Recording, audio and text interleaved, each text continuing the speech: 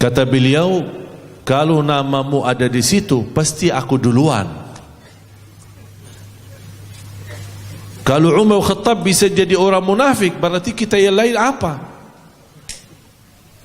Dan sampai dia bersumpah, dan saya terpaksa mencerita kepadamu, dan saya tidak akan ungkapkan hal ini kepada orang lain. Baru Sayyidina Umar bin Khattab mulai merasa nyaman, lega. Di antara nama-nama munafikin adalah Abdullah ibn Ubay, yang bukan hanya fitnah ini yang dia bawa, banyak hal yang dia bawa, suka menyebarkan fitnah. Di antara lain yang menyebarkan fitnah, ketika Siti Aisyah masuk ke kota Madinah, langsung Abdullah ibn Ubay sengaja Siti Aisyah turun dari haudaj unta, dan sengaja ingin ditinggal supaya berkesempatan untuk selingkuh, dan beribar fitnah sana sini. Sampai berita itu ke telinga Rasul. Allahu Akbar jamaah sekalian. Kira-kira gimana perasaan kita kalau ada orang membawa berita keluarga kita selingkuh? Makanya di dalam Islam, kalau terbawa fitnah seperti ini, tidak cukup dengan bukti telinga. Faham gak bukti telinga? Baru dengar ya? Bukti telinga adalah mendengar. Saya pernah dengar. Saya ini, orang cerita, orang bilang, orang gitu. Itu tidak ada bukti itu. Tidak bisa jadi bukti. Kecuali yang menjadi bukti adalah 4 saksi mata. 4 saksi mata yang mereka bersumpah dan sudah melihat dengan mata sendiri mereka berhubungan seperti suami istri. Itu baru bisa dikatakan benar. Bukan orang-orang membawa fitnah. Maaf Pak, saya lihat suami istri Bapak masuk ke hotel. Kira-kira ngapain Pak? Tidak apa-apa. Memang masuk hotel, gesa-gesa mau buang air, paling dekat di hotel, masuk toilet hotel. Itu aja. Karena dia masuk hotel langsung menjadi fitnah selingkuh. Na'udzubillah. Makanya orang yang membawa fitnah seperti ini tanpa ada bukti, di hukum Islam apa?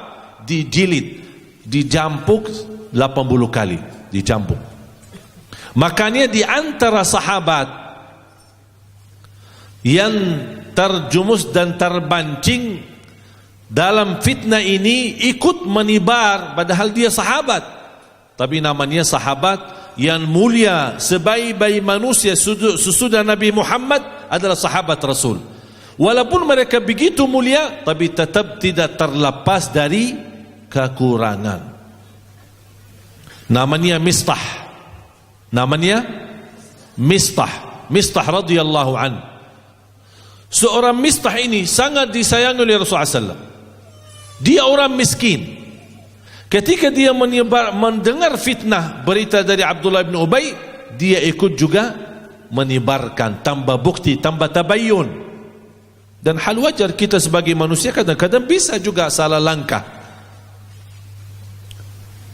Ketika Mistah ini menyebarkan fitnah itu, terbawa berita sampai ke Sayyidina Abu Bakar. Sayyidina Abu Bakar ayahnya Siti Aisyah. Abu Bakar marah, tersinggung. Kenapa tersinggung?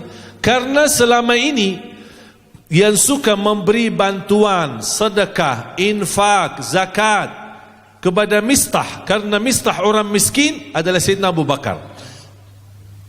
Sayyidina Abu Bakar dia suka kasih bantuan karena dia orang miskin. Begitu terjadi fitnah, Sayyidina Abu Bakar marah. Selama ini aku bantu, kok enak-enak fitnahin anakku. Berhenti Sayyidina Abu Bakar memberi infak, sedekah, zakat.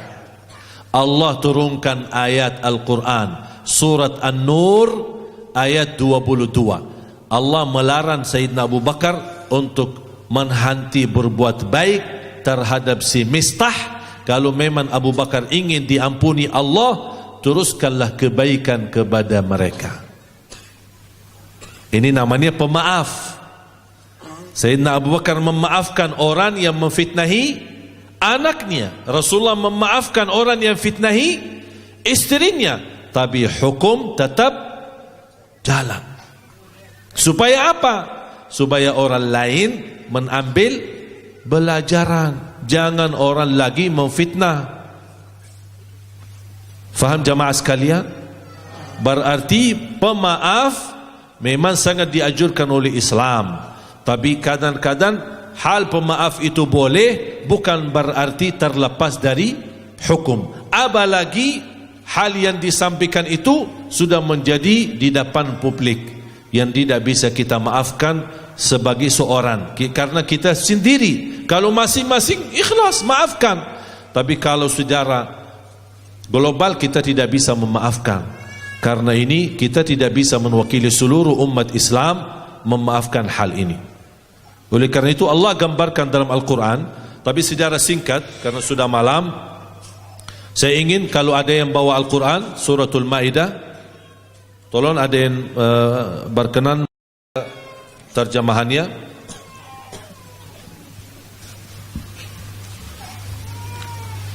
Siapa yang bawa Quran terjemahan? Lagi ada yang bawa Quran? Tapi langsung ada terjemahan, silahkan kasih mic dia atau ya. 51.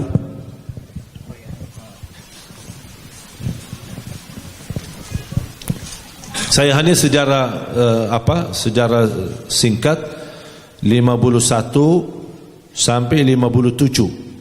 Subhanallah, ayat ini yang ini persis seperti menggambarkan keadaan sekarang. Persis sama, kalau dihayati dan dipelajari sama gambaran dengan sekarang. Ya, silakan ada yang baca langsung dari Quran terjemahan. Kasih aja mic-nya di sana. Sini. Cek. Yang putra aja mungkin. Yang putra ada. Oh ya, silakan Pak dibaca.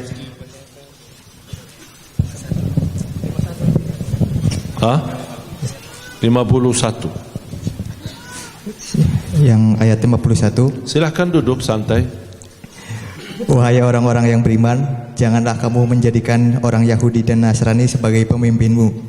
Mereka satu sama lain saling melindungi.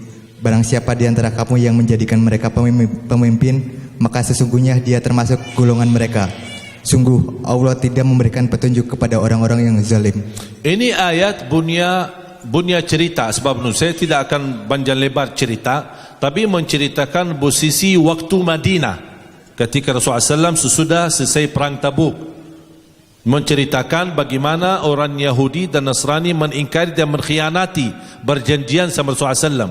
Makanya Rasulullah SAW jangan menjadikan mereka sebagai pemimpin. Ada yang disampaikan, ada beberapa ustaz dan kiai yang menyampaikan ayat ini bukan maksudnya membahas persoalan pemimpin. Cuman di sini ada kata dalam bahasa Arab aulia. Aulia artinya dalam bahasa Arab banyak, bukan satu. Aulia bisa dikatakan kepercayaan, terpercaya. Jangan menjadikan mereka terpercaya. Jangan menjadikan mereka teman sejati. Jangan menjadikan mereka pemimpin. Jangan menjadikan mereka sandaran. Kemudian jangan menjadikan mereka penolong. Banyak bisa diartikan kata aulia. Tapi di luar itu, anggap ayat ini hanya khusus menceritakan hal yang terjadi di zaman Nabi Muhammad. Tak usah dikatakan berlaku untuk kita. Ayo kita lanjut. Ayat 52. Maka kamu akan melihat orang-orang yang hatinya berpenyakit segera mendekati mereka Yahudi dan Nasrani. Subhanallah. Seraya Ada enggak nampak orang-orang mendekati mereka? ada. Membela mereka, menyayangi mereka. Allah sebutkan di dalam hati mereka ada penyakit. Penyakit apa? Itu urusan Allah. Tapi Allah sudah gambarkan ada di hati mereka penyakit. Kenapa mereka sepihak terhadap mereka? Kenapa mereka memilih ke arah mereka? Kenapa mereka bersandar ke situ? Allah juga cerita. Silakan. Lanjutannya, seraya berkata, ya, orang-orang yang punya penyakit tersebut, mereka berkata, kami takut akan mendapat bencana. Takut bencana.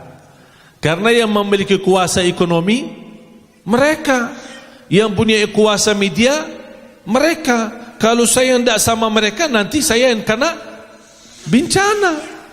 Sama dengan Ustaz kita, Ustaz Bakhtiar Nasir. Dapat informasi dibatalkan kontrak perjanjian dia sama TV One. Itu tidak usah saya sebutin nama siapa di belakang itu, cuman sudah ada dari atas orang penguasa yang mengarahkan TV One supaya menghentikan kontrak sama Ustaz Bakhtiar Nasir. Karena dia sebagai ketua gerakan demo kemarin. Bukan hanya itu saja, banyak godaan-godaan yang dihadapkan oleh beliau hanya karena dia mewakili pendemo untuk berbicara di depan presiden, tapi sayang sekali tidak memberikan luang untuk bertemu langsung. Terus? Mudah-mudahan Allah akan mendatangkan kemenangan kepada Rasulnya atau sesuatu keputusan dari sisinya. Allahu Akbar. InsyaAllah datang pertolongan Allah. Apapun terjadi, mau dihukum, tidak dihukum, tetap kita akan membela Islam, membela Al-Quran sampai mati, dan kami yakin akan menang. Allahu Akbar. Karena itu janji Allah. Itu janji Allah. Pasti kemenangan datang. Tapi tunggu proses. Tunggu proses. Terus? Sehingga mereka menjadi menyesal terhadap apa yang mereka rahasiakan ketika dalam nanti diri mereka. umat Islam yang menang, orang yang selama ini dengan pihak mereka, membela mereka, menyayangi mereka bakal menyesal. Termasuk presiden. Allahu Akbar. Terus? Ayat 53, dan orang-orang yang beriman akan berkata, inikah orang yang bersumpah secara sungguh-sungguh dengan nama Allah bahwa mereka benar-benar beserta kamu? Segala amal mereka menjadi sia-sia sehingga mereka menjadi orang yang rugi. Beriman bingung, heran. Ini kan kalian Islam. Kalian sudah menyaksikan dan sudah meyakinkan kepercayaannya asyhadu an la ilaha illallah wa asyhadu anna Muhammadar Rasulullah. Bahkan kalian bersumpah untuk patuhi hukum, patuhi perintah, patuhi aturan. Sudah bersumpah, subhanallah, gambarkan. Ternyata mereka yang membela dia sama, penyakit di hatinya, dan mereka juga bersumpah. Makanya orang beriman bingung, ini orang kita, ini orang dari kita, ini orang ulama, ini orang kok bisa begitu? Allah gambarkan. Berarti jangan heran kalau Allah cerita. Allah tahu apa isi hati mereka. Terus? Ayat 54, wahai orang-orang yang beriman, barang siapa di antara kamu yang murtad keluar dari agamanya, maka kelak Allah akan mendatangkan suatu kaum, dia mencintai mereka dan mereka pun mencintainya. Allahu Akbar. Ya Allah, jadikan kami orang-orang yang mencintaimu dan dicintai olehmu. Amin. Akan Allah datangkan satu kaum yang polos hatinya, tidak ada basa-basi dan tidak takut. Cinta Allah dan Allah mencintai mereka. Kalau dia sudah mencintai Allah, dia tidak mau melihat yang lain. Tidak ada tawar-menawar, tidak ada basa-basi, tidak ada kata dan tidak ada takut. Dan Allah sebutkan bagaimana sifat mereka. Terus? Dan bersikap lemah lembut terhadap orang-orang yang beriman, tetapi bersikap keras terhadap orang-orang kafir. Lemah lembut terhadap orang beriman dan keras terhadap orang kafir. Keras dalam hal apa? Dalam hal ini kita dianjurkan untuk menjadi lemah lembut kepada seluruh. Islam menghargai kita kasih sayang kepada binatang, apalagi kepada manusia. Tapi kalau dalam hal ini, mohon maaf, tidak ada kata lembut, keras. Allah. Dan kata keras di sini bukan berarti bunuh mereka, hancurkan mereka, habiskan mereka, bakar mereka, bukan. Tapi keras di sini adalah tegas, jelas apa yang ada di hati kita. Cinta Allah, saya tidak mau tahu yang lain. Itu namanya keras. Dan sifat keras di sini bukan berarti anarkis, bukan berarti kekerasan menuju sesuatu, menuju rasa tapi dengan cara yang tidak baik, tidak. Tapi ketegasan. Makanya gerakan kita memang untuk ketegasan menegakkan agama Islam dan khususnya keadilan. Terus, yang berjihad di jalan Allah dan yang tidak takut kepada celaan orang yang suka mencela. ya memang kita jihad. Kalau sudah jihad mana kita takut? Kalau sudah jihad mana tidak boleh kita takut? Kalau takut berarti belum level jihad. Masih ada jihad tapi ada masih kepentingan dunia. Tapi ketika kita sudah keluar, sudah tahu kita lagi demo niat damai, tapi kita mengambil banyak risiko dan menghadapi apapun terjadi, itu sudah jihad. Anda doa di rumah mendoakan orang-orang yang membela Islam, itu jihad. Orang yang menolong, orang yang keluar, itu jihad.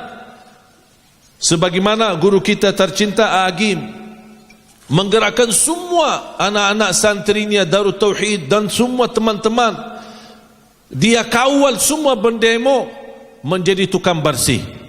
Bersih Masjid Istiqlal, bersih lapangan, bersih jalan.